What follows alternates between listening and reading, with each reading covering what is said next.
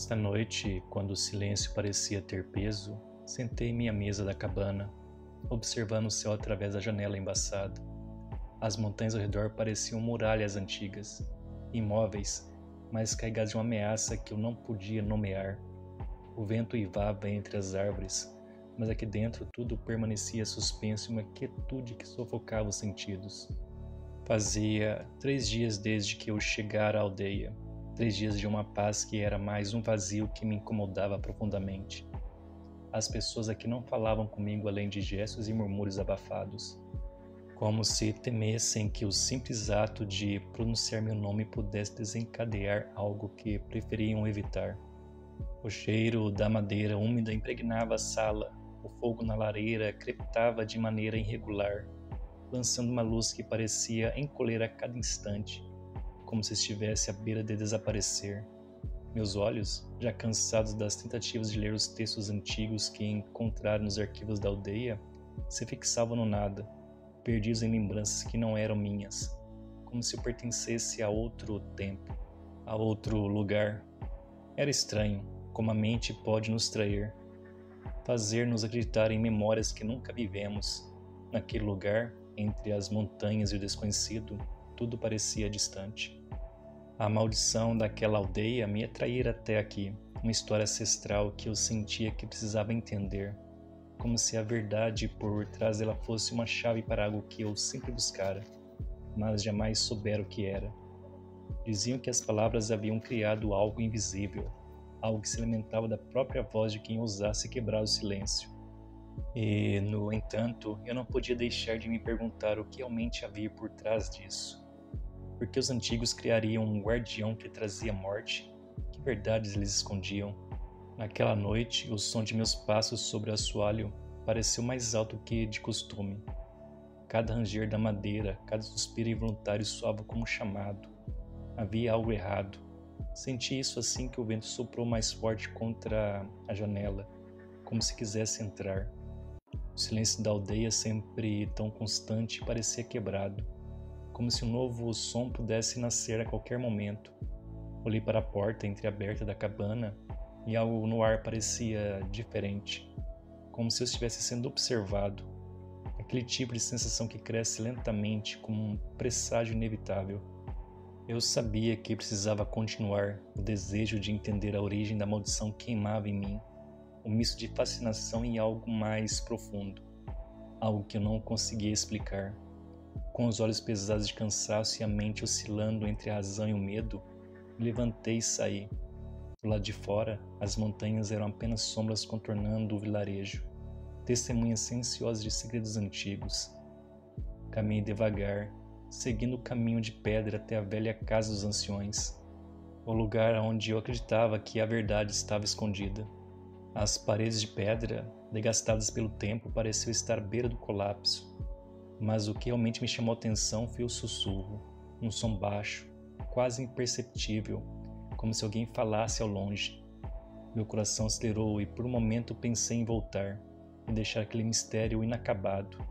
Mas algo em mim insistiu, me empurrou para frente, para dentro daquele lugar. O ar ali dentro era mais pesado, como se fosse difícil respirar. As vozes, antes apenas um murmúrio, agora pareciam estar mais próximas.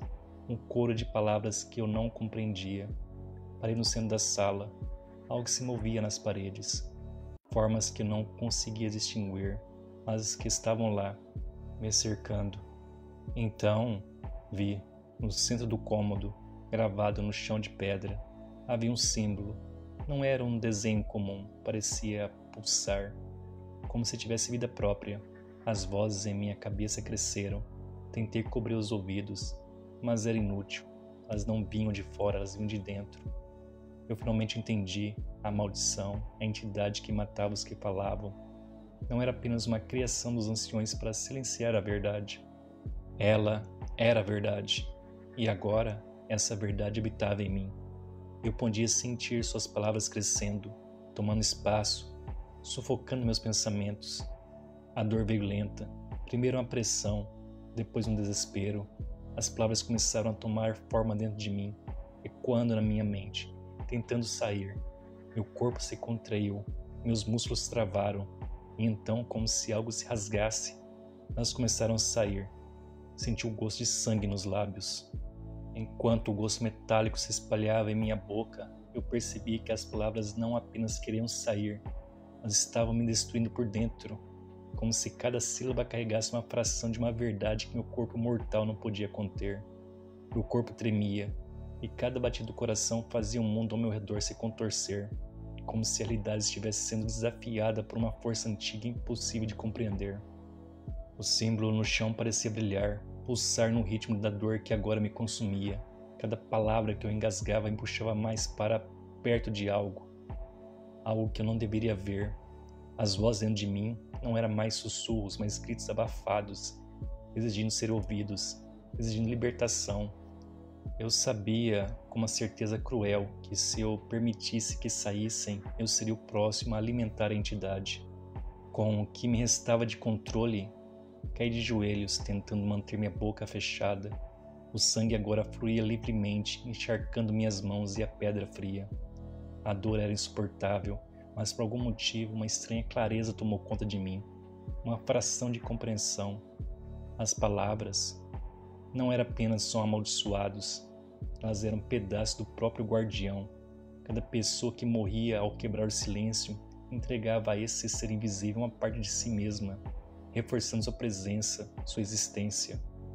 Mas o que ele guardava, que verdade os anciões haviam escondido com tamanha brutalidade?